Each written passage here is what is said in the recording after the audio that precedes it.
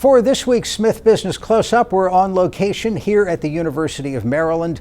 And joining us at the Robert H. Smith School of Business is Professor Joseph Bailey, a 2014 Thomas Alva Edison Visiting Scholar at the U.S. Patent and Trademark Office. Thank you for being with us. Thank you for having me. Let's start with the nature of patents and trademarks.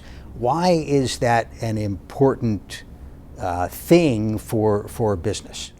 So people seek patent protection for lots of different reasons, but basically it's a recognition that for a limited time they have intellectual property over a particular invention. And as part of this process, what an inventor will do will basically submit their invention to the United States Patent and Trademark Office for examination.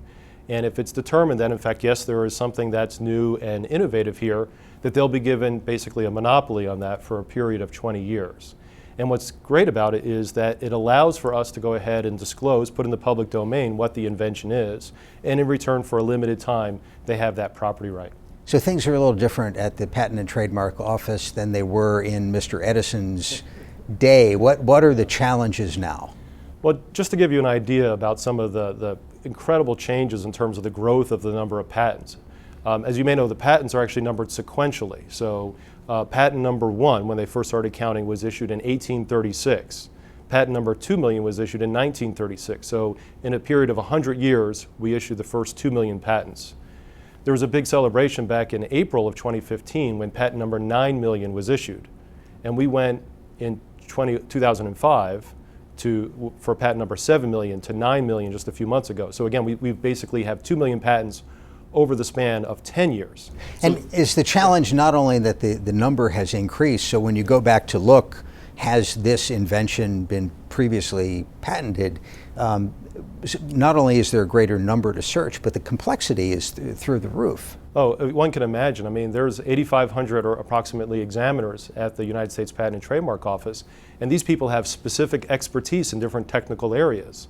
And by definition, their job is to look at one of these applications that comes in and determine how it should be structured to kind of properly declare what the inventive material is, what they should have intellectual property over. So you have incredible technical expertise, but put that in combination with the fact they need to keep up with the law that's always changing in the patent space. So we see complexity, as you correctly point out, and we see volume, and it really creates for some challenges for them. Somebody should invent something, perhaps, to deal with these challenges. What's the Patent and Trademark Office doing?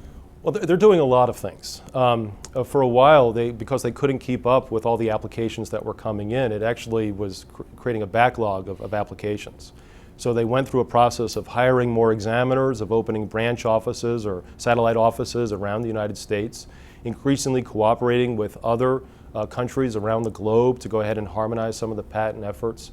But they're also really focusing now on patent quality, and that's kind of in particular what I've been interested in, is how they can go ahead and ensure that they can go ahead and make sure that patents that are being issued are of high quality, and how can we go ahead and give them the best possible tools to make that happen. What makes a low quality patent? What are we trying to avoid? So I think most outsiders would think that if you get a patent that's issued that really shouldn't have been issued, for example, it was claiming something or inventing something that was really obvious to one of ordinary skill, that shouldn't be a patent that's issued.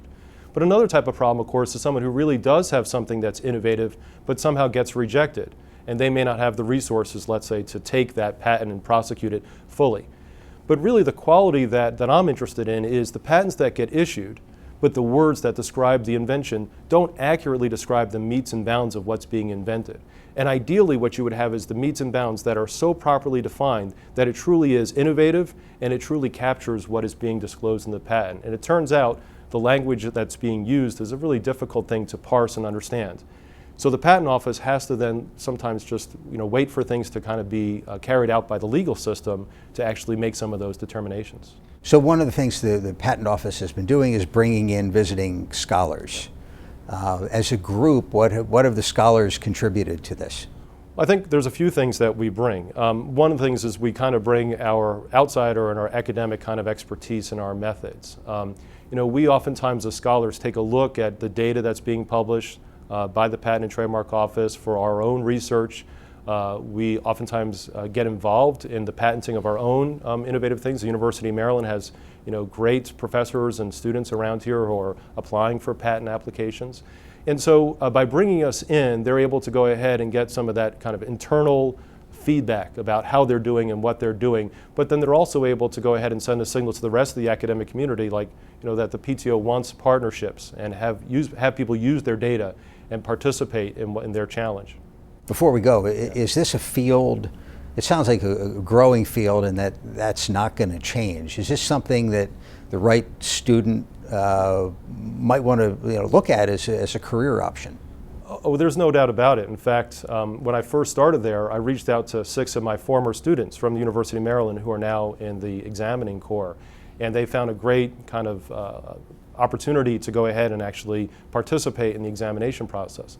But we're also seeing incredible industry develop around the strategic roles of patents, because it really is critically important to both startups and large companies, whether they have patents that have been issued to them to protect intellectual property, or if a potential competitor has one that's being asserted against them.